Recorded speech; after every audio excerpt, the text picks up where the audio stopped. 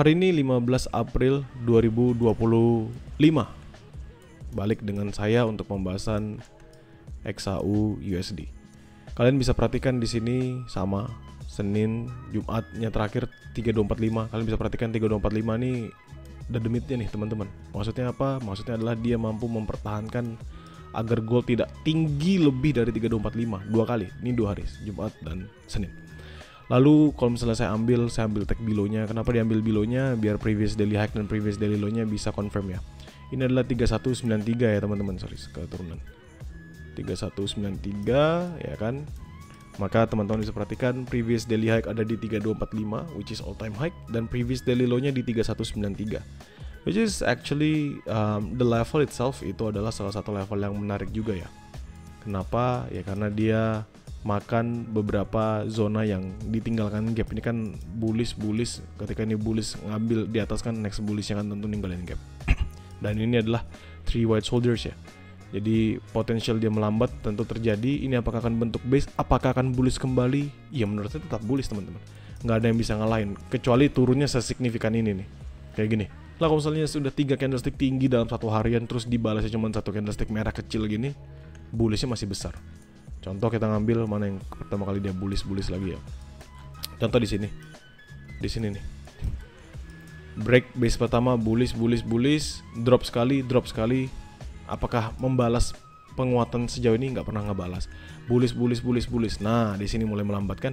Setelah kalian lihat setiap harinya candlesticknya close merah. Waktu di sweep ya di sweep habis. Merah sekecil ini sweep habis. Turunnya sama seperti kemarin sweep lagi. Turunnya lagi sweep lagi. Sampai kapan?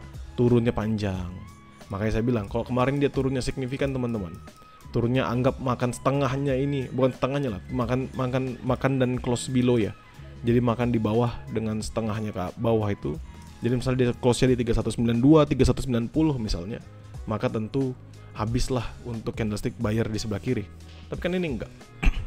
Jadi menurut saya still bullish. Fokus utama still looking for buy continuation, buy on retracement, dan sell-nya masih sebatas scalping. Ada memang area-area sell high risk ya, tapi dimanfaatkan sebatas sell yang lebih besar risikonya dibandingkan si buy-nya tadi. Next kita ke Wanda kita ngomongin H4 kita ngomonginnya di naked chart. Basically dalam naked chart teman-teman bisa perhatikan ya. Dia bullish, candlestick ini satu turun, ini naik lagi, turun lagi, naik lagi, turun lagi, naik lagi. Dengan apa? Banyak banget ninggalin tails yang panjang. Jadi volatile, dia makan atas bawah. It means teman-teman masih bisa memanfaatkan area entry buy, entry sell within a lower time frame. Karena pasti scalpingannya ciamik dengan adanya tail yang sepanjang-panjang ini. Kalian lihat di sini drop signifikan jam 4 sore, drop sampai jam 8 malam, yang mana akhirnya dibalas bullish, dan kondisi candlesticknya saat ini nutup gap yang kebentuk. Artinya apa? Ya menurut saya kalau misalnya ini H4-nya close-nya kuat, anggap close di 3228, 3230, next stop-nya bakal going up bullish lagi. Jadi let's see nanti di jam 12 bagaimana. Oke. So H1 area tempat kita menjalankan trade kita sekarang. So 3210 ini patokan saya, teman-teman harusnya ingat, baik itu yang di publik mau itu yang di grow count, saya bilang 3210 ini harus di break balik karena dia psychological level. Kalau misalnya dia nggak di breakout balik, apa yang terjadi? Kalau misalnya 3210-nya nggak di breakout balik, jawabannya adalah ya nggak akan kemana-mana buat si XAUUSD-nya, masih akan di bawah. Dan 3210 ini patokan utamanya, dia need to break that level. 3214, 3212 happy profit buat teman-teman di grow count. Saya tahu kalian trading. Di sini entry, sell. Walaupun dia ada volatile sampai 3215, it doesn't matter. 3216, it doesn't matter menurut saya. Still giving good profit karena itu adalah outlook semalam ya. Dan kondisi sekarang bagaimana? Kondisi sekarang ini saya akan hapus biar teman-teman bisa ngelihat lebih detail lagi. Pertama, saya akan ganti ini menjadi garis untuk bisa marking the new level atau the new zone. So this one will be my new zone. The next one will be on this level. The next one will be on this level. Ya.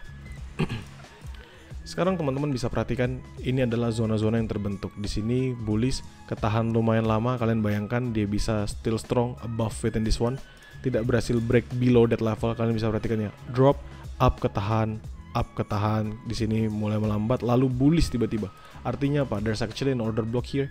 Ada order block, lalu ada fair value gap. Apakah gapnya sudah ditutup? Belum. Jadi nanti kita bisa ngeliat sebagai level yang lebih rendah di lower time frame ya. Tapi untuk sekarang kita marking the zone below it. So ini 3208 supposedly sampai 3210. Kenapa 3208 3210 sebenarnya sama teman-teman, seperti yang saya bilang kemarin. Karena 3210 itu kan psychological level. Ya level utamanya, level yang strong untuk mempertahankan agar dia nggak kemana-mana. Sama seperti sebelumnya. Kalian bayangkan di sini dia bullish, close-nya di below 3210. Ini close-nya 3205. Ini bullish hajar sampai 3219, dia close-nya di 3207. Kali ini dia berhasil bullish dan di atasnya. Lalu bolak-balik. Kalian bisa kalian bisa memperhatikan bahwa 3210 ini menjadi level yang selalu di retest. Bullish tinggi di sini makan sampai 3237, retest lagi ke bawah. Bayangkan retestnya ke 3210 untuk lanjut bullish lagi. Retest lagi di sini, bullish lagi. Retest lagi berhasil break, next-nya going drop. Oke. Jadi 3210, 3208 akan menjadi buy hari saya yang pertama selama 3210 nggak di breakout di H1. Itu dulu. Sell-nya di mana? Ini ada dua level sell terdekat. Ya, 3234, 3232 supposedly. Dengan ini saya ambil dulu, naikin. Nah, 3237, 3239. Oke. Ini adalah dua sell high risk-nya saya. Dua sell high risk-nya saya selama 3232 nggak di breakout di H1 dan selama 3237 nggak di breakout di H1. Simple. Ya jaraknya dekat aja sebenarnya mereka ini, tapi menurut saya this actually a good level. Lalu 3245, 3242, apakah ini akan menjadi area saya untuk entry sell? Jawabannya enggak. Tapi ini akan menjadi area watching zone saya. Kenapa? Karena gini teman-teman. Anggap aja kalian ngeliatnya momentum sekarang. Memang kesannya 3245, 3242 ini adalah level yang bagus buat entry sell tentu. Tapi gimana kalau ternyata candlestick-nya sepanjang ini? Which is kalau dia candlestick-nya sepanjang itu, yang terjadi apa? Break di sini H1, break di sini H1. Dan ini bullish momentum yang masuk dan lebih kuat dibandingkan semua seller yang ada di sebelah kiri sini secara candlestick ya. Artinya it's not that really good kan? Makanya saya anggap ini sebagai watching zone. Kalau saya akan masuk untuk sell, saya akan masuk untuk sell. If not, saya akan jadikan patokan dan akan go for buy continuation di 3246. Titik. Udah. Ya. Ini adalah high risk saya yang pertama, high risk saya kedua masih tetap sama 3185, 3183. Ini zona yang belum dimakan-makan kemarin 3191, 3189. Now kita masuk ke level yang lebih rendah di M15. Supposedly kita bisa ngeliat beberapa level yang menarik ataupun tidak, nggak masalah. M15 dia nge-retest di sini dan tidak berhasil breakout berkali-kali ya. Di sini. Ini 3227 nggak berhasil di breakout. M5 kita lihat ya the same ini. Ini nggak berhasil breakout. Kalau misalnya area teratasnya ini ada di berapa? 3227, area terbawahnya berarti 3226, 3225. Jadi menurut saya 3227, 3226 ini menarik secara lower time frame. It means teman-teman bisa manfaatkan buat entry sell scalping aja. 3227, 3226. Sebatas sell scalping, nggak bisa nge-hold lama. Kenapa? Ya memang karena nggak bisa.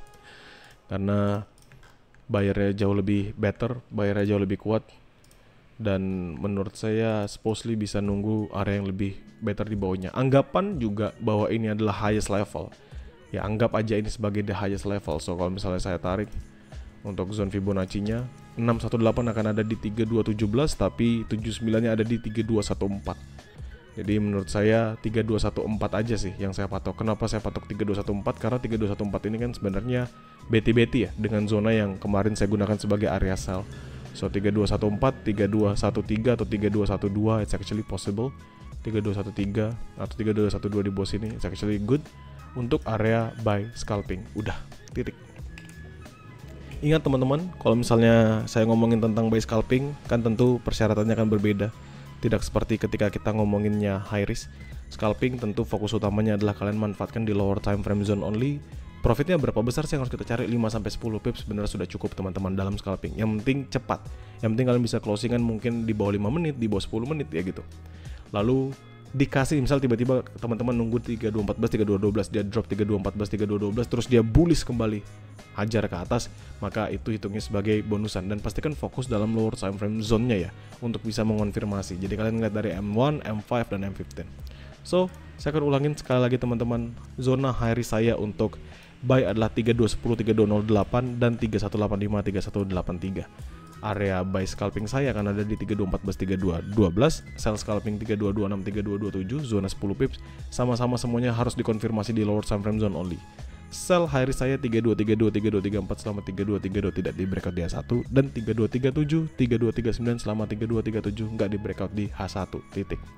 Untuk 3245, 3242 saya tidak jadikan area sell, tapi saya akan jadikan watching zone. Saya akan pantau dulu area tersebut.